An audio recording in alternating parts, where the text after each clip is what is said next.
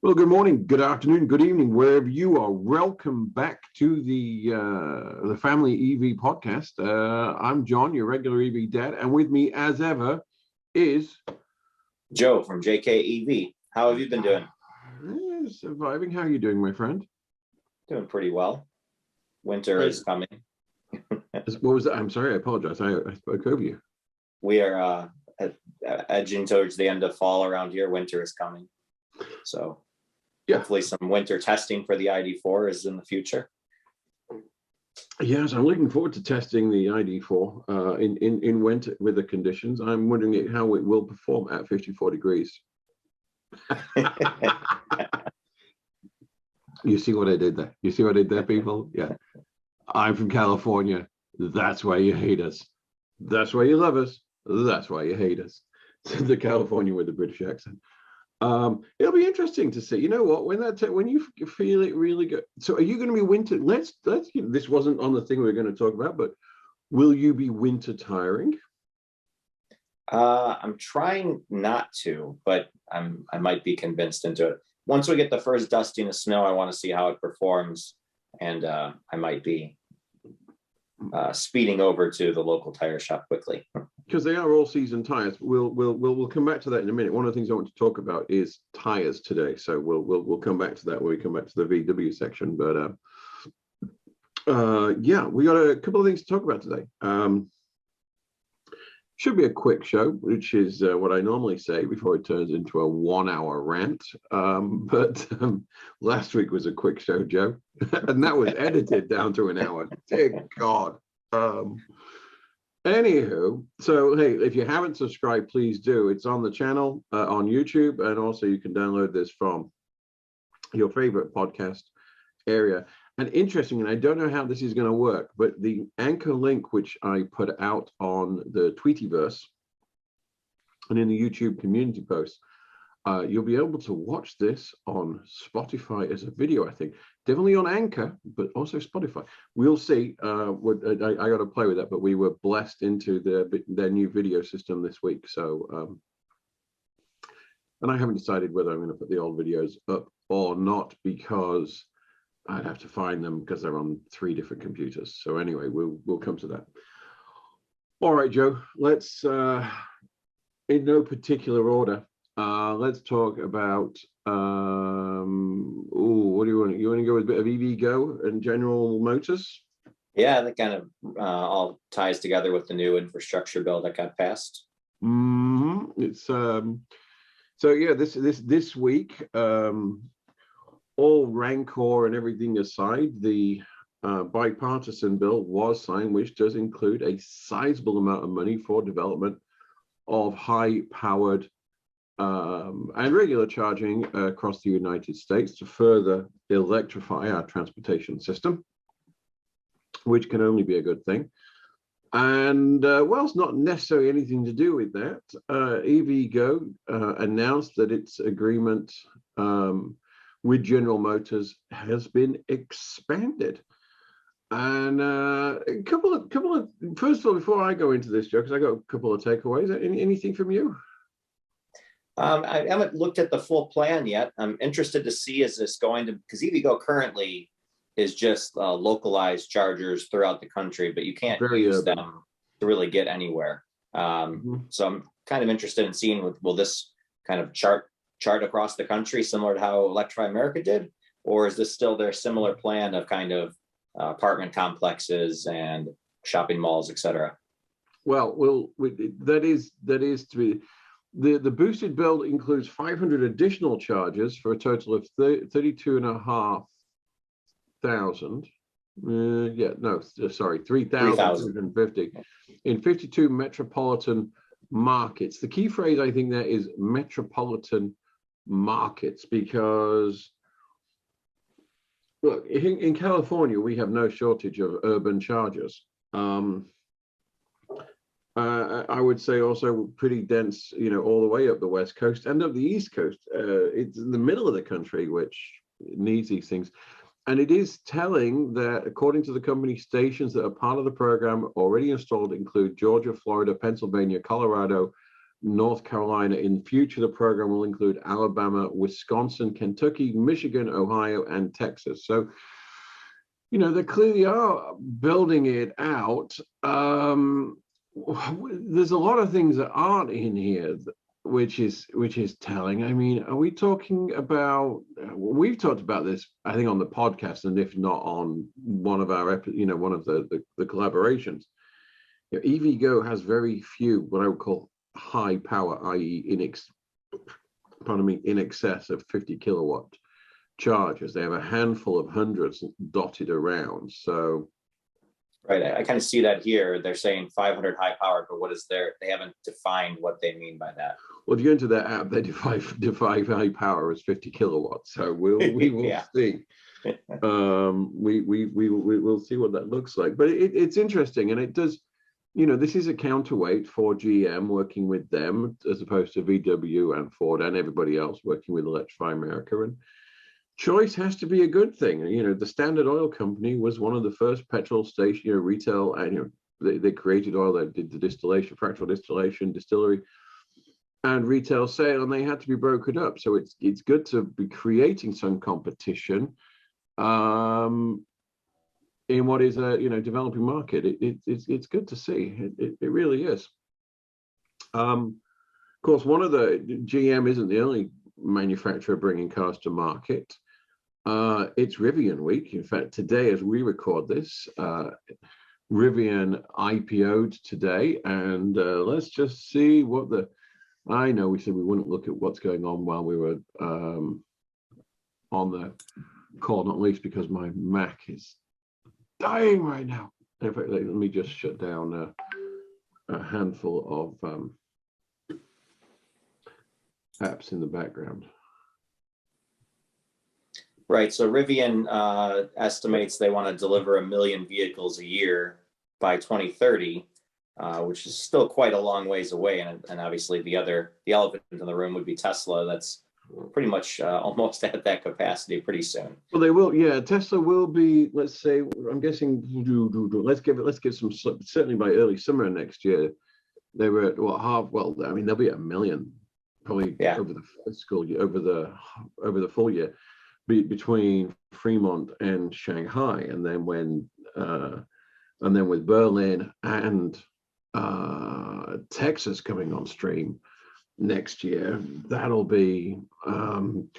There is still questions over how they're going to utilize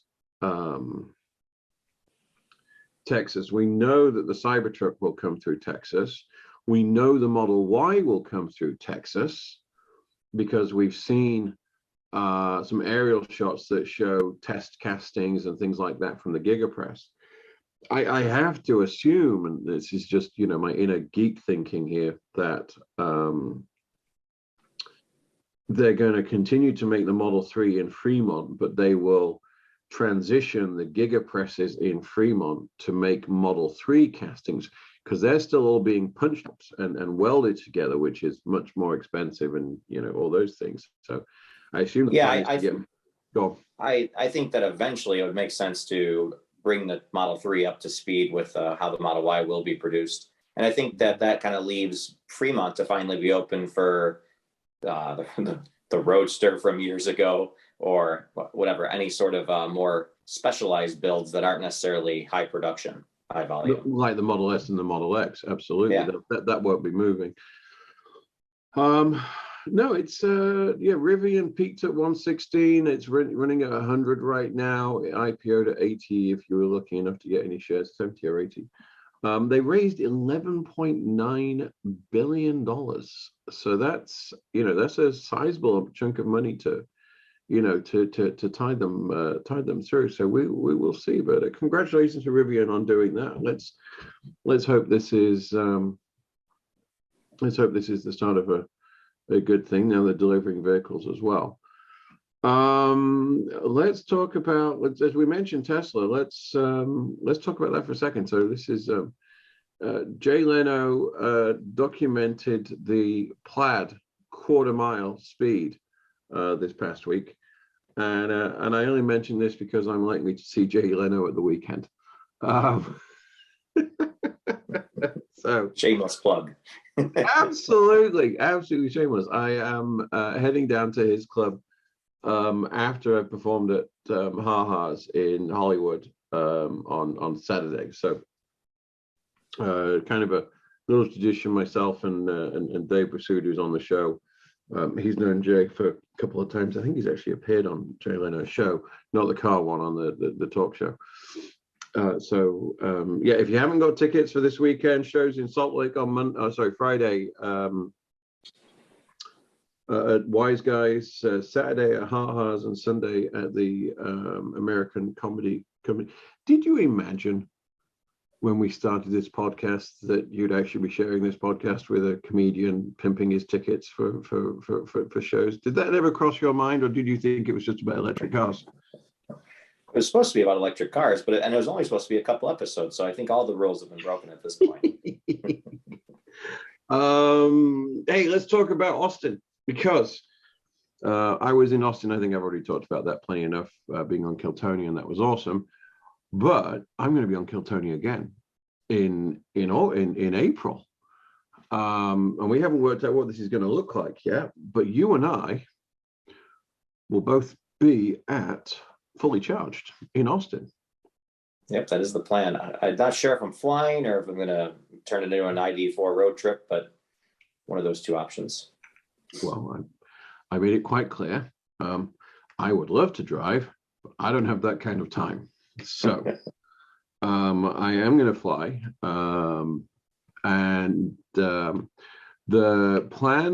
Our plans for Fully Charged, and we've submitted this to, and I did a call for papers. Hopefully there will be a session, and I'm speaking for me right now, talking about sustainable living, EVs, solar, and bringing that all together for the family, which has always been a bit of my thing. And I've been working with a few people on the content for that. Second of all, we will do a live podcast recording while we're there for the Family EV channel.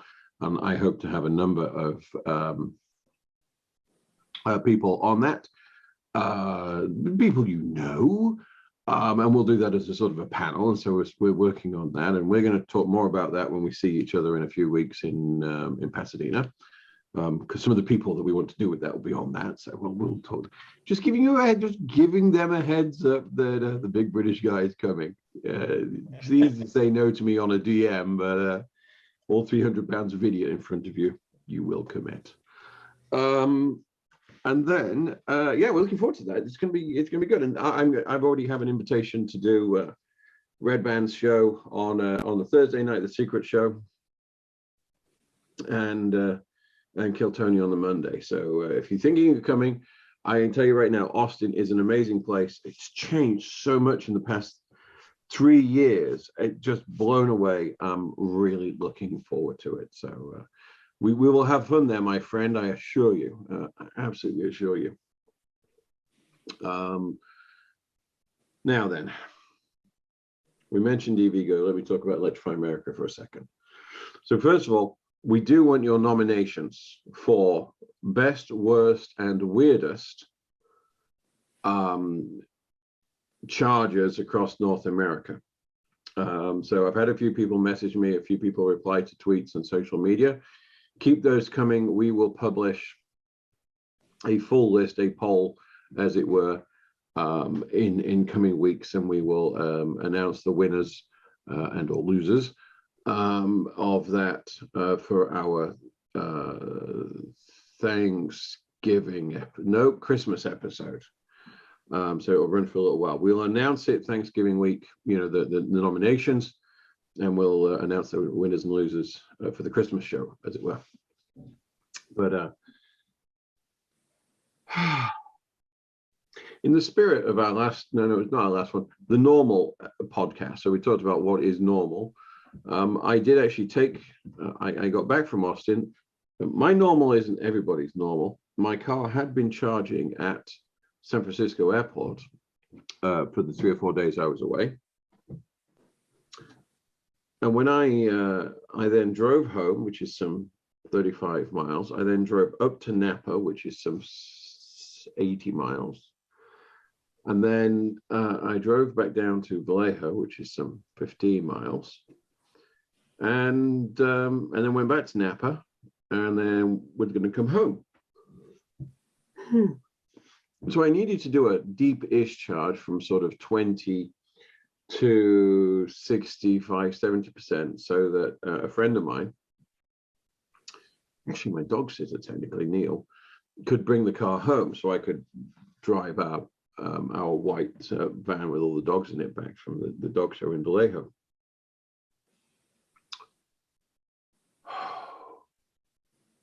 Don't know about you, Joe, but every time I see those old Electrify America ABB units, I do not think this is going to be a positive experience. Think Grand Island. Grand Island is I mean, actually my charge there was absolutely fine, but those things have taken a beating. You know, the screens are blown out with sun. The cables are cracked from the cold and the heat. I mean, that's some of the coldest and some of the hottest weather you can get in this country. Did you have a negative charging experience at Grand Island?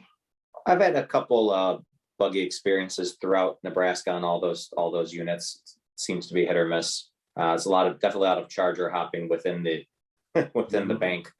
The one it's kind of scary when it's kind of scary when you see these units that have only been around for a couple of years and they look like they're dying. We have to, at some point, so one of these brands needs to come up with a longer lasting unit that can stand the test of time, because the money's not going to always be there to constantly replace these units every couple of years. No, it's not, that can't be part of the business plan as replacement. It is, it wasn't a good charging experience. It ramped to 60 kilowatts at 30% state of charge. The battery wasn't hot because we'd had dinner, but it stayed. And this is just one of those situations I read through I actually had to start the charge in the app before connecting. If I connected, it timed out immediately. But if I started the charge, and I've never seen that one before, but that was the comment in PlugShare, and God damn it, they were right. So yeah, we'll leave that one. But that was Electrify America in Napa at the outlets, where of course you're charging any one of the four. There's an old 50 kilowatt EVgo in the corner that you can see that looks like the stepchild, and and then there is, I don't know, 12, 60 Tesla superchargers all in a row, all working. What a crazy idea that is, huh? But yes. All right. You would think one of these brands would take a supercharger, pull it apart, and reverse engineer it. Don't need to. Tesla published all the patents and all the documentation about what to do with it. They were actually very good about that. It's just, unfortunately, and California put in place rules. It's my fault, my state's fault. They have the displays on all of them because they didn't want to have to add them. Tesla at some point is either going to have the law changed or make changes, because they want credit card, be able to pay for gas, credit cards. Not everyone has an app, and I respect that. I think it's ridiculous, but I think an NFC payment thing should be sufficient. Touch and pay, whatever you want to call it. But they want a display that says how much charge you've had. I wonder if they could get away with putting like one display, like one central display, kind of like when you're at a parking meter. One display can handle a whole lot. or when you buy gas at Arco and you have to use their sort of ATM machine. Yeah. It's possible. Let's come to our. So it's not one piece of news, but let's just talk about Volkswagen for a minute. So first of all, and I mentioned, if you follow my tweets at regular EV Dad, I mentioned this about a week and days ago. Herr Diess, their CEO, who is facing a vote of no confidence from the Labour Union. It won't go anywhere. He has the backing of the board, but they get to say these things. Commented publicly. Now, pay attention, Joe. We now come every 12 weeks with automatic updates for our ID family. A big step for Volkswagen. Now, just before you comment, how many 12 weeks has it been since April the 5th of this year? At least 3. Well, but maybe the problem but is we're not a part of the family. We're not a part of his ID family. maybe we're stepchildren. We get the cheaper toys at Christmas. That would make sense. Yeah, I mean, this is it's a joke that's not funny. The lack of OTA updates, the lack of I this week I was driving the car and the sound issues just continue to frustrate me, and it's a safety issue that I cannot increase or decrease the volume of whatever's playing. It's just it's lunacy, but it is what it is. But yeah, now they're putting this crap out, so I'm California consumer law is pretty clear. I think at some point this is going to be an issue. VW, please at some point reach out to Joe or myself. We're not hard to find, and let us know what the hell is going on. I mean, we're only customers, we're not journalists. But how many updates do you think Tesla's done since April of last year, excluding all the beta updates for FSD? I mean, it's just, I'm sorry, just do small things, just make improvements, constant movement improvements instead of these big things. It's just all talk and bugger all else. If the weather's warm, my car will be back tomorrow. It's with someone else who's borrowing it today, but if my car's back tomorrow, and if it's dirty, it's getting a naked wash. I'm just warning you right now. Mr. Diess has also talked about the need to build new factories based on the principles of Tesla, which is what's been causing him some labor issues, but I don't think he's wrong. I really don't. I think Tesla's amazing, and I'm not a fanboy. I hold no stock, but Tesla really has become a manufacturing company. Whether it's solar panels, whether it's the vehicles, just their ability to produce at as lower costs and higher volume as they have, their ramping capabilities just phenomenal. And then the factories, it's world record speed on building those too. Just absolutely amazing. This is why you hire good people. It has been quite amazing. Which brings me to tires. So let me try and wrap this all together. I asked you before if you would winter tire. Kyle from Out of Spec did a review of the all-wheel drive, and he did take it off-road a little bit to try and jump it around and things like that. I did notice he was driving on the same all-season tires that I have on mine.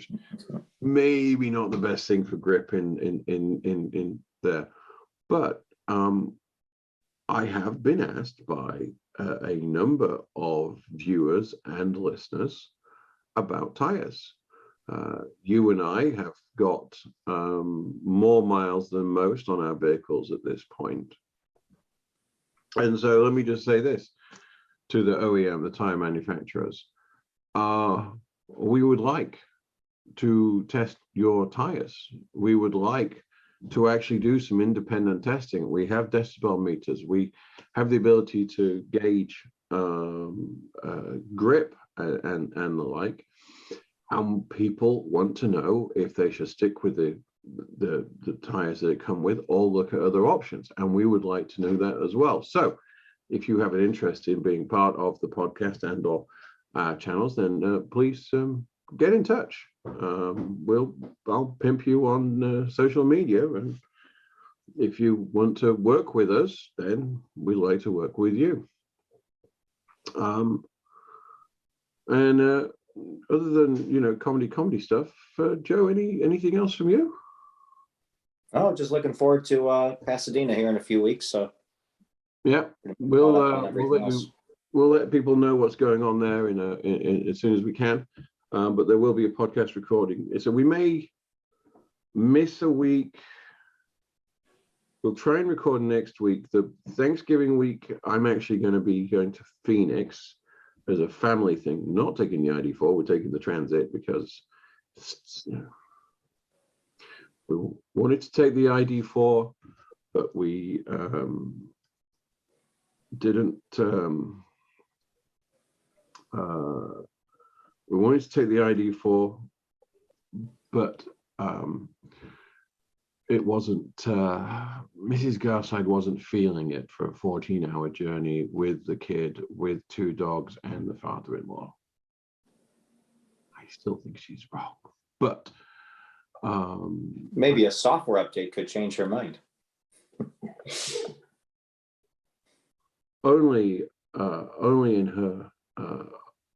Only if the software update directly affects Mrs. Garside's brain. Otherwise, I know she's hardwired to not want to do that. I'm fairly sure of it. I'm going to get a lot of background noise here in a moment, Joe. So if it's all right with you, I'm going to say to everybody, hey, thank you so much. Put your comments in the notes. We'll include show notes with links to all the things we talked about today. And other than that, thanks for watching and listening. It's appreciated. Take care. Have fun.